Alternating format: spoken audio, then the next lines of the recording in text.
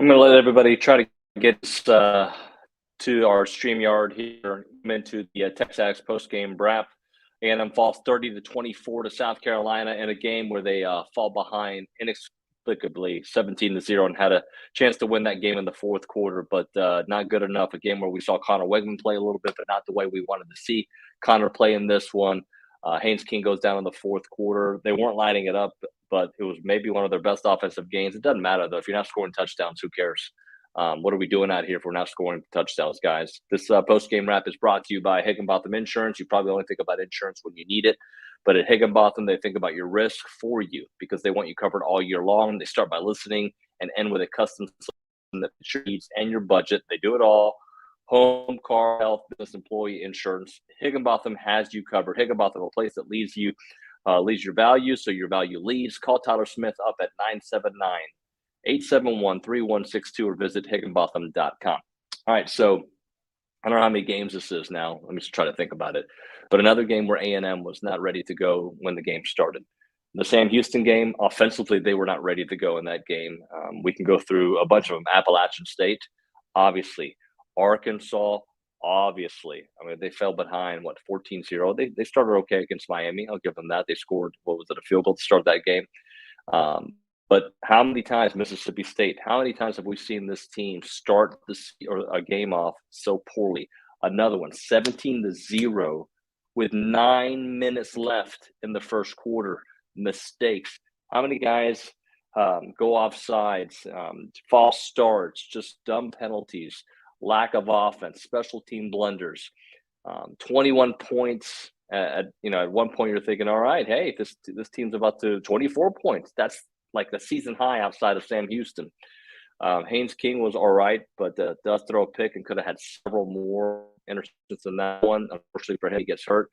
We all wanted to see Connor Wegman, but they're in the fourth quarter with the game on the line the way it was. Not the kind of way we wanted to see Connor come in, but it was a fairy tale that could have been written, but the way the offensive line was blocking wasn't meant to be. And the turning point is past now. You're 3-4. And maybe, and honestly, I'm saying this out loud, and I don't like to say it, but you're 3-4 and maybe in serious jeopardy to even be bowl eligible because, to me, South Carolina was not a very good team. You gave them that game. They kicked their butts, and they weren't very good in this one. So we'll through it, and then we'll get to our post-game wrap guest here, Brandon Leone and CT. We'll probably bring them on at the same time. Maybe they'll bring my mood up a little bit, but a disastrous start to the game. Xavier Leggett takes it 100 yards in the opening kickoff, starts the game 7-0. This is 14 seconds into the game. Then after a big pickup from Haynes King with almost a pick six on the sideline, it leads to a field goal, 10-0 Cox, second drive. Haynes looks like he's going to try to adjust something on the line. He tells the offensive line something, but Wyckoff snaps it off of his knee. It comes out flying. A South Carolina player picks it up, and then another turnover. Then they score a couple plays later. It's 17-0, 9:51 in the first quarter. A&M does start to move the ball just a little bit finally. Randy Bond hits a 51-yard field goal, and they get on the board 17-3.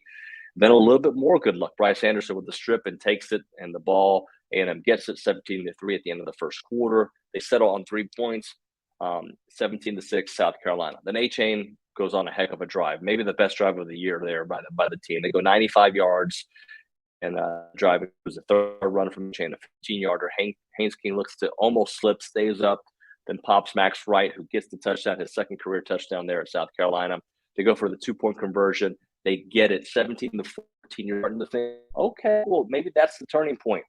214 yards at the half. They're still trailing, obviously. A&M with no real offense to start the second half. 2 drives, 2 bunts. One of those a very poor punt. South Carolina gets the ball close to midfield. They run it down the Ag's throats. Marshawn Lloyd touchdown, 24-14. Another pump, but the defense comes up with a huge turnover again. Fidel Diggs. How many times have we said that over the last few games? With a sack and the forced fumble, Bryce Anderson again picks it up. A-Chain able to score. It is 24-21 Cox. And then before the fourth quarter starts, it looks like a little skirmish on the field. Not really sure what happened there. I don't know if it was Spencer Rattler who said something, but you could tell the A&M players were upset. I don't think they showed it on TV according to some of the tweets that I had, but it was a little skirmish. Fourth quarter, Haynes King does get hurt. Looks like it's his right arm, which means Connor Wegman time here in the game. He completes his first couple of passes, looks really compelled and just really just at ease, finds Donovan Green on that first one. completes another, but they have to punt again. Then Connor gets another drive. They can't do much. Then another punt. South Carolina then in the fourth quarter combined had 50 yards of rushing with about 8 minutes left. They double it on this next drive. They go up 30-21. A&M then drives, gets the field goal, 30-24. Amazingly picks up the onside kick, but that's how the game is going to end. They lose this one 30-24. Not a good one, obviously. We're all upset. I'm seeing the tweets. People upset at the media for not, being tough. People upset at players. People upset at Jimbo. The state of the program is really where I think we need to really start with this. Let's right now go and bring in both Brandon Leone and Chris Taylor here into the post-game wrap. Dalton may change that on me because I don't know if it's the view. We'll start things off, guys. After this one, guys, the state of the program. Andy, you're on to go first. Yeah, Nuno, you hit it on the head. I think the thing that's beginning to it's become a pattern, right? Like you look for patterns in programs or teams or systems or whatever. It's just the slow starts. When you're down 17-0 5 minutes into the game, you give up a special teams touchdown. Your offense once again puts the defense in a bad position. They throw a pick that gives them 7, then they fumble. You give them 3, and so you're down 17-0 on the road in a crazy environment, and that was probably the craziest I've seen the Gamecock Stadium since we've been in the SEC. And so defense gives the offense a short field and a chance to get it within one possession, and then we ended up blowing it. We called 2 timeouts. We settled for a field goal instead of going for it. I mean, just penalties, wasted timeouts, lack of focus, a slow start, what seems like a lack of organization. I mean, here's catching a punt on a 4-yard line. I mean, all these things are coaching, man. I think it's to the point that it's very obvious. There's a portion of this team that is not playing up to the ability of the rest of the other 2 phases, and I think our offense is just not getting it done. I don't think at this point it's not. Nobody's talking crazy. Nobody's pointing fingers. I mean, it is what it is. This offense is not the ticket. Like this system with these players, how we are, it's just not getting it done. Beamer said it, and then we talked about it after Alabama. This team gave us so many opportunities. The opposing team gave us so many opportunities to go and win the football game, and we just didn't do it. Our defense put us in position multiple times to go and win the football game. We just didn't do it. And so, we keep hearing about execution. We keep hearing all these things. We're just not getting it done. And South Carolina's on a 4-game winning streak, and Texas A&M is on a 3-game losing streak. And I would venture to say, Nuno, you hit it on the head. That's not a good football team. South Carolina's not a good football team. And I don't really know what to say about us after that statement. So it's just disappointing. It was disappointing. We had a lot of chances tonight. Despite the slow start, we had so many chances to win the game. Yep. But South Carolina's not a good football team, but A&M isn't either. And it starts at the top this year. They have not been ready to play, unfortunately. CT? Yeah, no, I think you guys both hit it on the head. It's not a good football team. And then, I mean, you look at, South Carolina jumping out. But I think the most embarrassing thing is we had a bye week, and that's the way we started the game. It can't always be about execution. It can't be, that we just got to play better and we got to start faster. At some point, when do you start making those changes and putting guys in those positions to be able to see what they got? We got to see Connor tonight. I'll be honest, I didn't want to see him, because if he's in, playing behind an offensive line that has not lived up to the hype this year, I was afraid he was going to be running for his life just like every other quarterback, So, there are a lot of opportunities for guys, these last 5 or 6 weeks to really show what they're made of, to go out there and earn spots as we move forward and try to move this program forward. But, you look at coming down the stretch, and I thought the defense played their behinds off. But when you're on the field that much in the second half, and we had poor tackling, and we've got poor fits on defense and taking on blockers and letting the ball carrier bounce. When does it become a scheme thing? I remember that I don't know if it was in the third quarter. We're putting pressure on Rattler, and then all of a sudden we jump back into that 3-man front, and they complete like a 17 or 18-yard game. The scheme has to be different. I mean, you've got to haul a defensive line, get those guys on the field, get pressure on the quarterback. But the takeaways that I take from this thing: 2 weeks to prepare for this game. We start the game, we give up a return to the house. We have 2 turnovers and they're up 17-0 against us. We're not taking any shot plays. Our tackling was poor. All of those things that we were supposed to work on during the bye week, it didn't look like we worked on those things. And then another slow start, and we come out of here, we're 3-4. I mean, it's I think it is a state of emergency. They've got to figure some things out. But when you're getting beat with scheme, you're getting beat with guys being out of position, 7 false start penalties. I think it does start at the top, and there has to be some light shined on that. So to me, a couple things, guys, that I want to hit on. And look, the offense was okay, and that's an improvement. But let's again repeat what I just said there. The offense was okay, and they're like, they scored 24 points. Like the offense is bad, the mistakes are bad, and the lack of concentration to start a game, especially after having a week off against an inferior opponent on the road. Hey, tough environment. I get it. This is what we do in the SEC. Nuño, someone texted me this, and obviously the Sharks are out tonight. From a statistical standpoint and an analysis standpoint, Texas A&M offense has scored less than 25 points in 9 straight games versus FBS teams. The only 2 teams with longer active streaks are Colorado and Rutgers. Wow. And so, I just think the ultimate thing is that's a big thing. And again, I'm not trying to be too critical, CT, but listen to this one too. I'm bleeding over here, bro. I don't know what happened. Think about this. Even after our slow start, a horrible start, really, you couldn't ask for a worse start to a football game on the road, especially. But even after that, we battled back. Like, that's a credit to the players. Like, everybody settled down. They battled back. We got to 17-14. Before halftime, and I'm being nitpicky here. Maybe you guys disagree.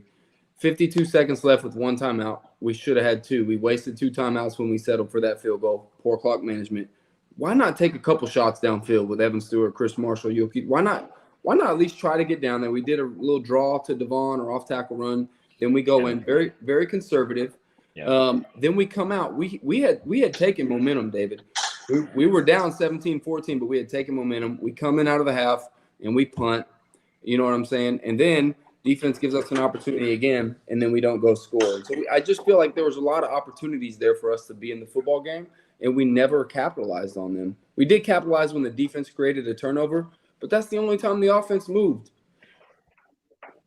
Yeah. So people have asked this question, and I'd love for your response, because they're asking, like, what does it say about A&M if I think all these other teams are bad? To me, A&M has been in all these games with atrocious offense, yet they've had a chance in the fourth quarter to win all of these games, minus maybe Mississippi State. Minus that, they've had a chance to win. And by the way, they've also had a chance to lose all these games as well. Yeah. And yeah, you said it enough. We've been in every single game that we've played. I mean, you're on the 2-yard line against the number 1 team in the country in their building.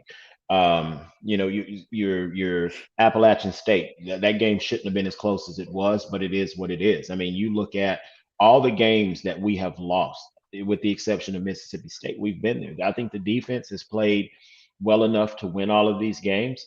And yeah, I mean, in my opinion, we've lost to some bad football teams. And the games that we have won, again, being critical, I don't think that those teams were exceptionally well either. They don't, you look at Arkansas and where they're sitting at now. They're sitting at what, 4-3. They're 1-3 in the conference. Appalachian State has a winning record. Miami gets beat today by Duke. So did we really, we don't know what the real story is with this A&M team, because we play out of our minds against Alabama, which everybody does, but then we play down to our competition when it comes to South Carolina. And Brandon, you tweeted this earlier. we can't waste this talent. I mean, you look at the young talent on offense, and I'm just going to look at the offense. I mean, defense, you can go on for days. I thought Bryce Anderson grew up tonight, and he made some plays. That guy was around the ball. He was forcing turnovers. He was doing some great things. But you look on offense with Yokeith Brown, Evan Stewart. You got Chris Marshall. Muhsin Muhammad is starting to come into his own. Moss. Yeah, Le'Veon Moss. He's starting to play. Donovan Green. Then we haven't talked about some of the other guys who have redshirted. I mean, you've got L.J. Johnson on the bench. You've got Amari Daniels. So you're loaded with talent on offense. But it feels like we're running a prehistoric. We're running an offense that's that's a dinosaur, to be honest with you. And you look at all of these teams that your Ole Miss is with Kiffin. I mean, they're dynamic and they're running tons of different plays and they're getting the ball in their playmakers' hands. As much as I hate to say it, that team in Austin, they're doing the same things. We have to figure out ways to get the ball into our players' hands in space, give them an opportunity to be able to make plays. And we've got to take more shots. I mean, we got guys on the outside that can flat out burn. And I think until Connor came in the game, I think we took 2 shots all night. And that number, I think, should be closer to 8 to 10. And good things happen when you're forcing defenses, to be honest, making them play, the entire field and not be able to squeeze that box down and add that 8th man into the box. So, we've said it. And, it is time now. We really have to start thinking. Jimbo has to find that play caller. It can't be about execution. If it's about execution, then maybe we need to change the scheme, get our quarterbacks on the edge, get some more plays hitting the outside, doing some things like that. But it can't be about the execution. If we keep talking about it 3 or 4 weeks, there's something that has to be done at the top to change what the execution of these players are. Chris, a couple things on that.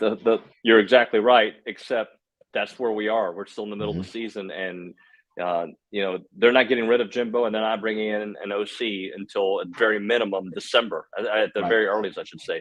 And then also, what I really worry about is the state of the program, because they're right now, to me, if you look at the rest of the schedule, while we thought it was going to be the easiest part of the schedule, none of those teams are worse than South Carolina outside of UMass, right?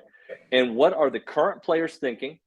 The ones that want to play and want to be a part of something special. If this is a 4 or 5 win team, are those guys sticking around? It's the state of the program. I'm not trying to put bad juju out there. I'm just saying the way we feel, players in that locker room are feeling that way. Nuno, this is to me where leadership is going to come into play.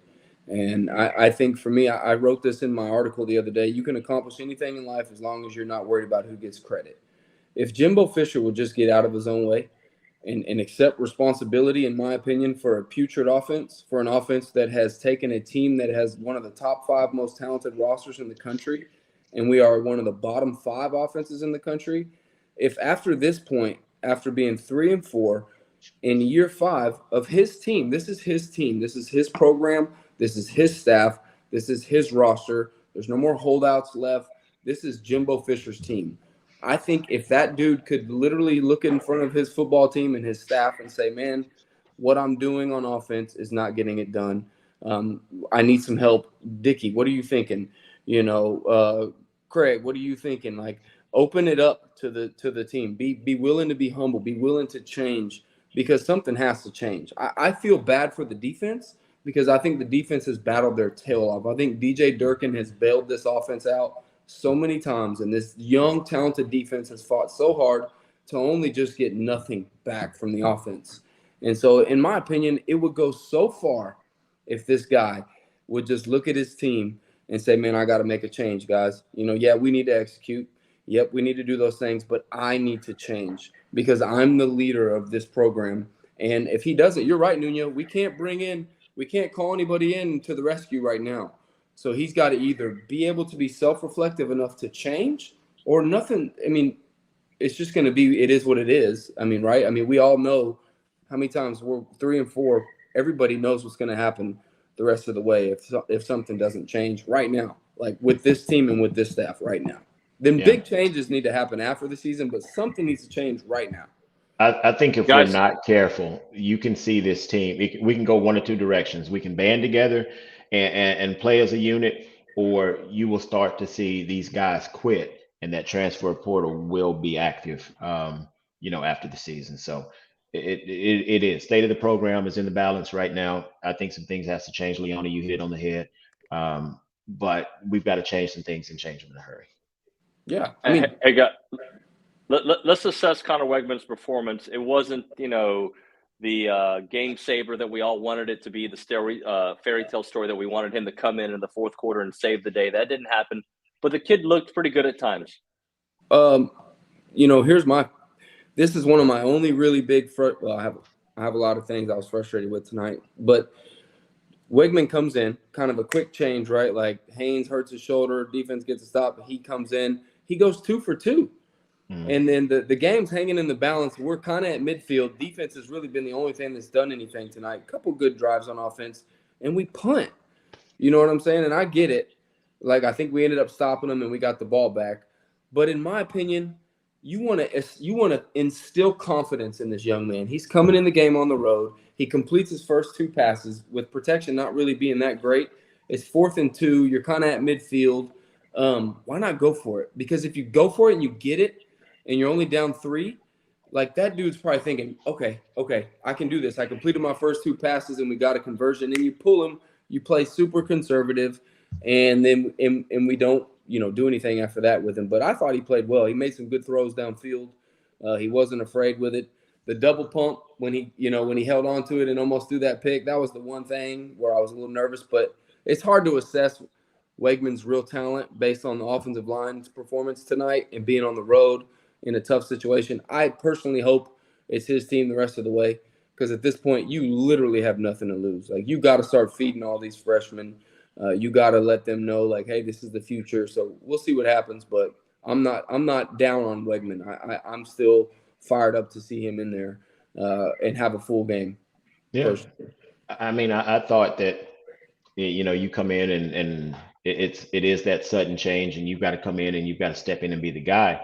His arm talent is there. That ball he threw to Yokeith Brown, I couldn't even see the thing, when he threw it and he caught it. So we know the arm talent is there. And like you said, on 4th and 2, now maybe you go to your RPO, your zone read, whatever the case may be, because you've got a guy that is arguably, he's faster than Haynes. The guy can run, he can move. You put him in that thing, you put the defensive end in a bind, having to either take A-chain or take the quarterback. So, I think he came in with I want to see him be able to hang in that pocket. But I mean, when you're getting hit in the mouth every play, it's hard to do that. It's easy for me to sit here and say, hey, you should hang in there and take that. But that's no fun. I would have liked to have seen him, boot him, get him on the edge, get some plays where some easy throws where he's not having to do a whole bunch of reading. He got 1 or 2 reads, get on the edge. You got a run pass option or pass first, run option.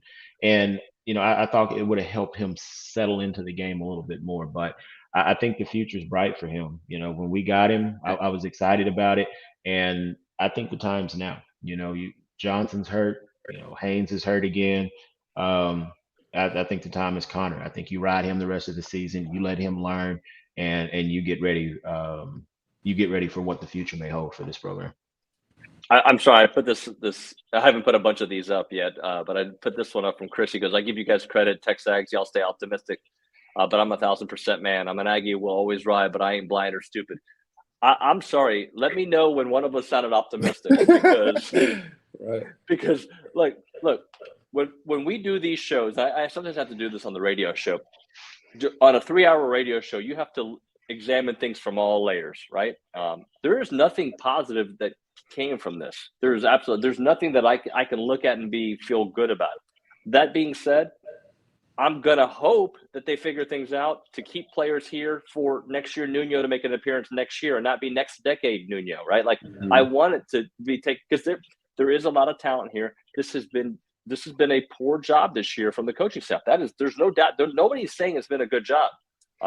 I think that he's still the guy. And by the way, is it a fair conversation to say, like, when people keep wanting to talk about getting rid of Jimbo, he's not going to get rid. We're not getting rid of him. He's in the family. He's a made man. Yeah. Now, if he didn't get the contract extension last year, then those conversations would be happening for sure, because now you've got App State, you've got South Carolina on the road. Like, yes, but he's a made man, and we just got to deal with it and try to make the most of this situation. Yeah, Yeah. and what I'll say to that, and Leone, you can second this. We've been in this situation before. We've played this game, and by no means do we think players are taking plays off. We try to be as critical as possible, but we've also put that uniform on. We also understand that you've got guys on that other side of the ball that are on scholarship too. You know, they're playing at a high level. They're at their respective universities for a reason. Do I think that A&M has more talent across the board? Yes. Do I think that there are some plays, a lot of plays that we're leaving on the field? Yes.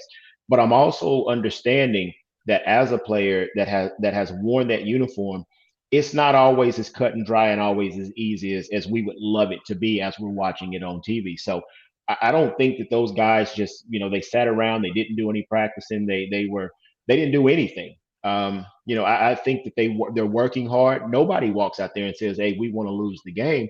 And us as talking heads, so to speak, yeah, we're gonna point out the negative because we're sitting there after the fact and we're dissecting the play. But these players, I know they play their guts out. They play hurt. They play tired. They play sick.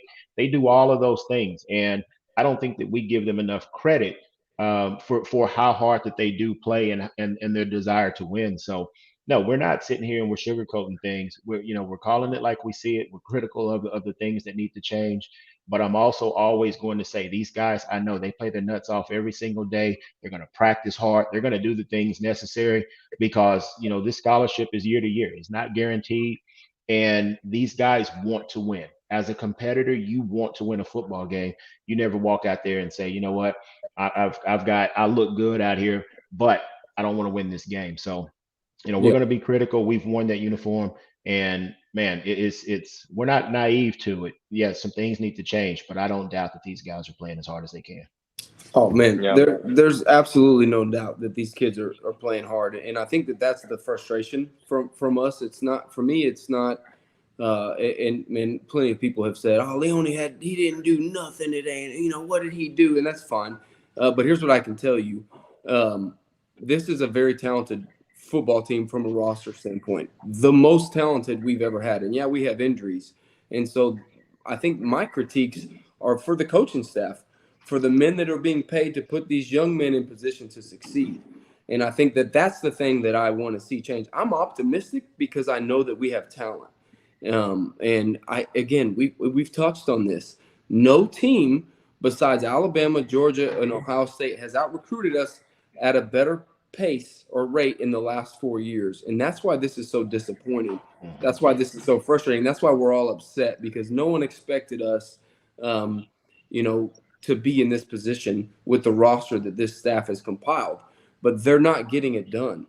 These older men, in my opinion, need to do a better job of putting these younger men in position to succeed, because the younger men are playing their tails off. Everybody in that field house wants to win. I don't think there's any doubt about that. What from the training staff to the strength staff to the equipment guys, the people that are putting in hours, CT, we know all these dudes, how much time goes into this.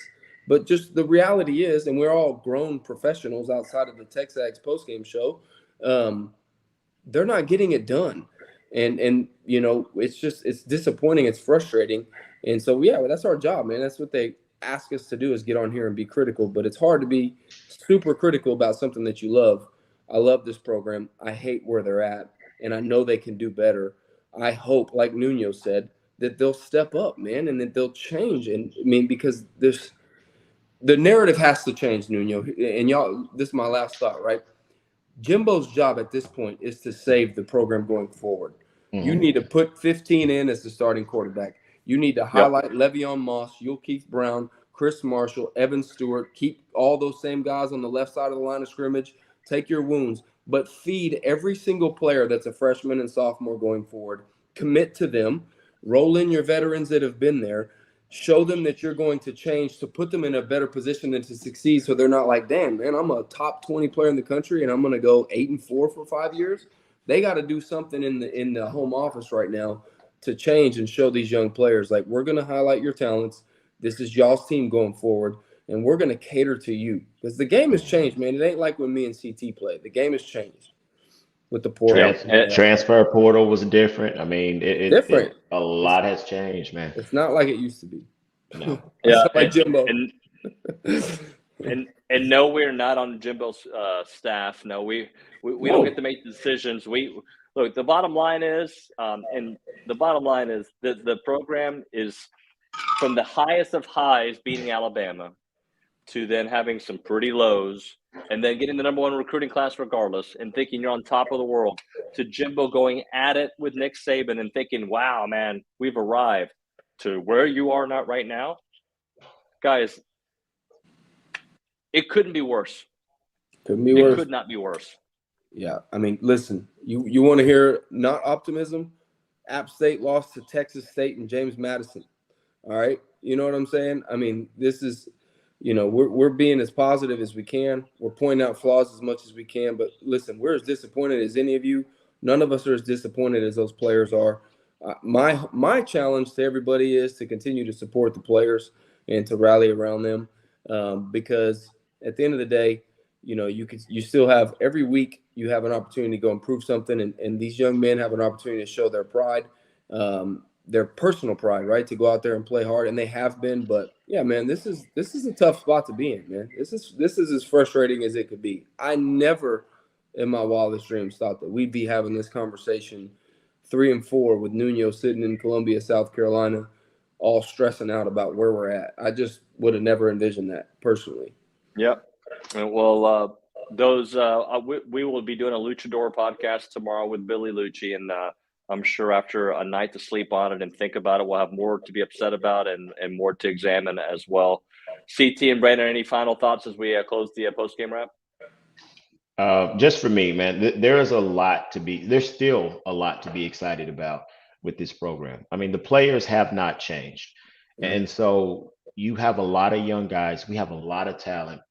We've got to develop that, give them every opportunity coming down the stretch. There are going to be mistakes made, but as a fan base, we've got to be patient with those young players and give them the opportunity to mature. But I look for, the next 3 or 4 weeks, a bunch of young guys are about to get an opportunity to grow up and really set the tone as we start moving forward with this program. So not happy with where we are, but there's still an opportunity to do some really good things this season, get some young guys on the field and get them some playing time. So I think that's how we move forward as a program.